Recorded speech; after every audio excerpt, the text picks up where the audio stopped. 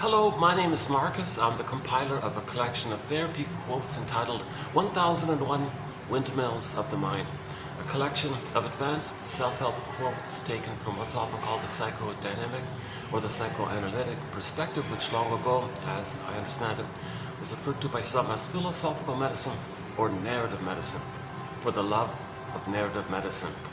I think my unconscious didn't want me to do a video today because I forgot the cord, so my built-in battery gives me only about 10 minutes. So I think what I'll do is, this will be a two-parter. So this will be TQ 2822 part 1 of 2. So in this part 1, I'll just read the quotes without any kind of extra comments. And then part 2, when I get the cord back, I'll discuss them a little more in detail. So so let's just begin. If by chance this phone suddenly cuts out, I'll continue in part 2. Know thyself. Know thyself.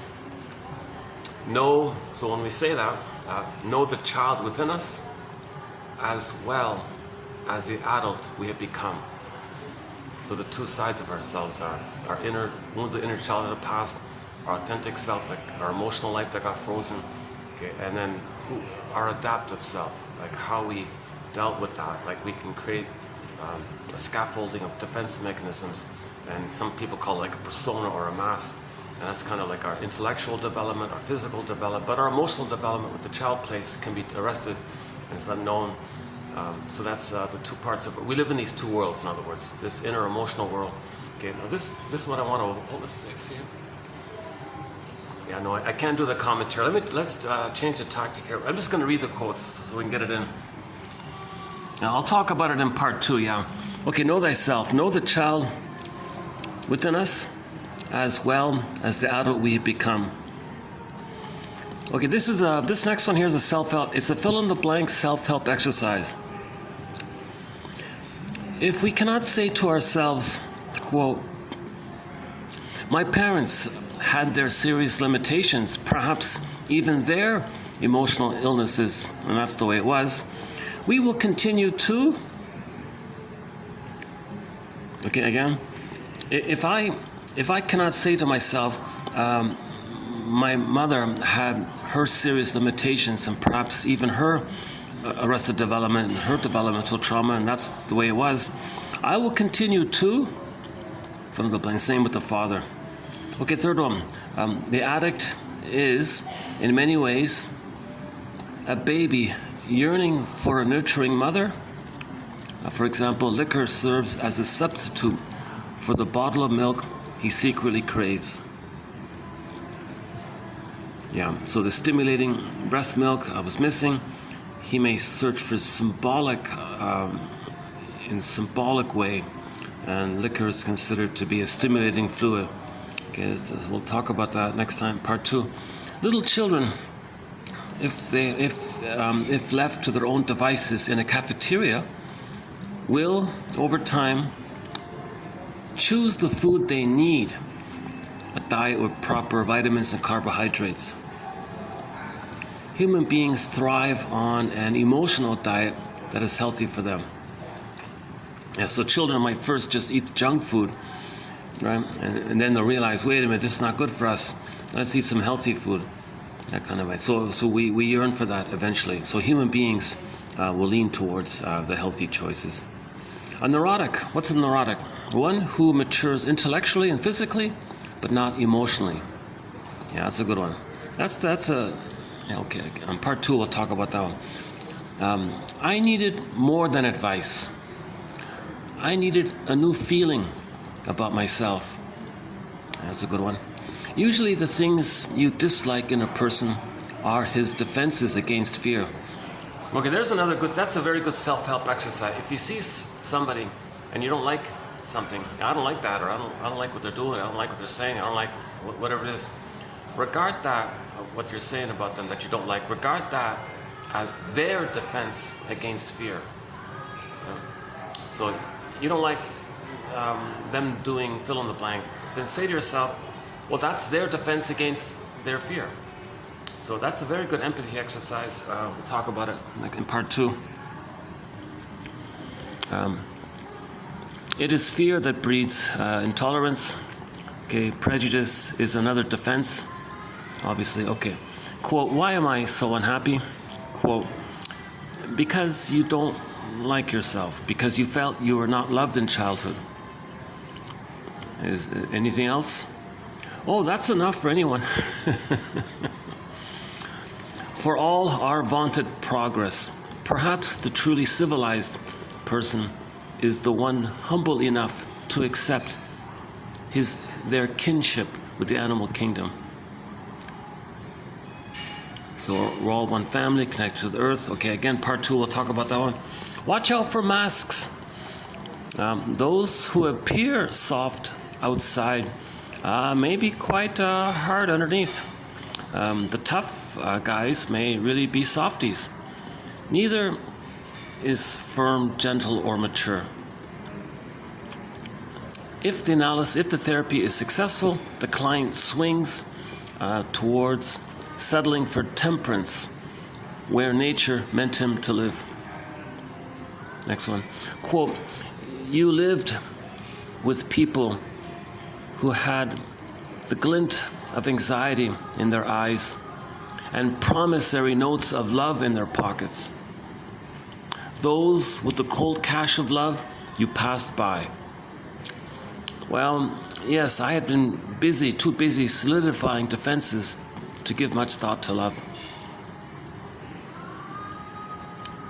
Right. Okay, we'll talk in part 2, we'll talk about that one.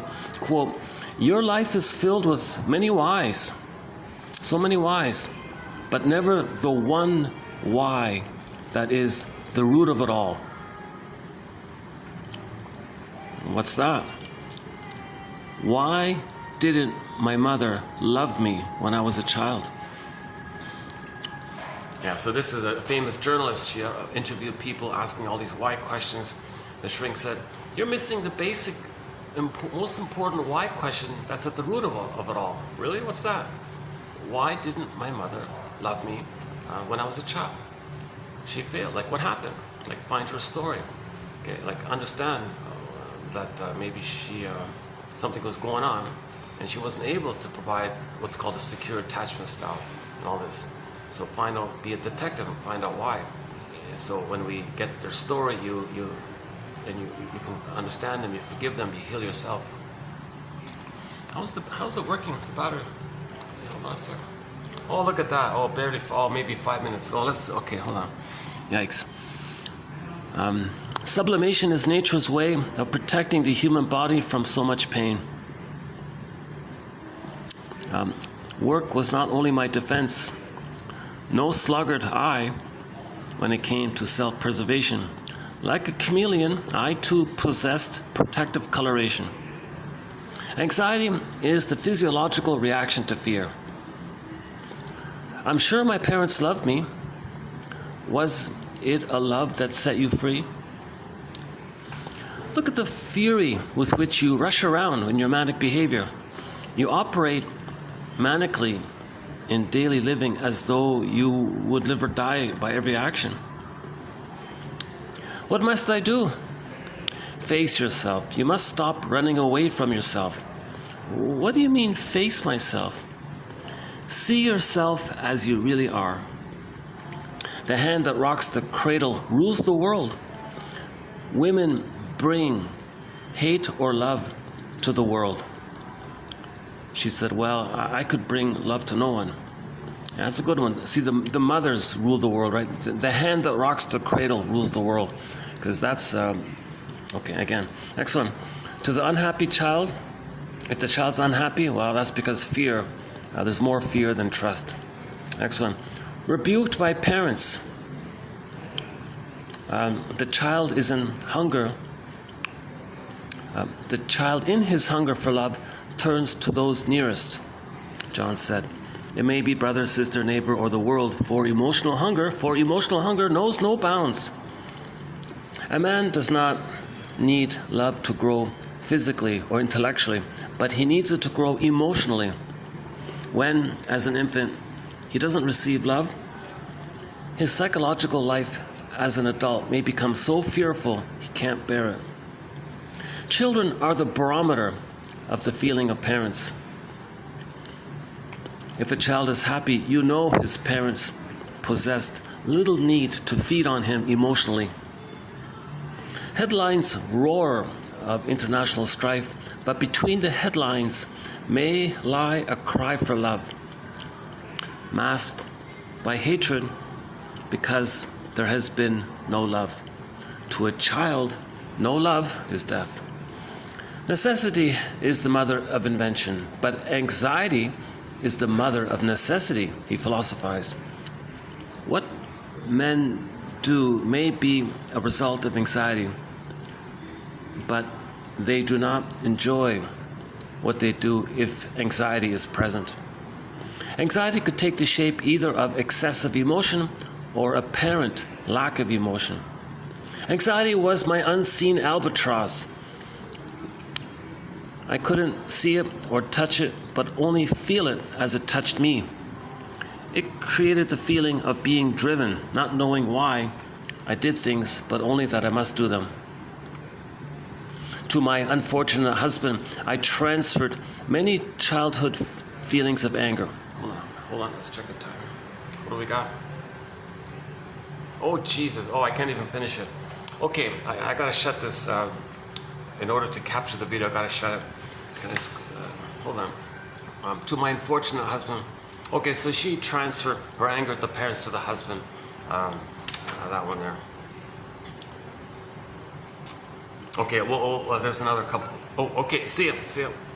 Okay, part 2, I'll see ya.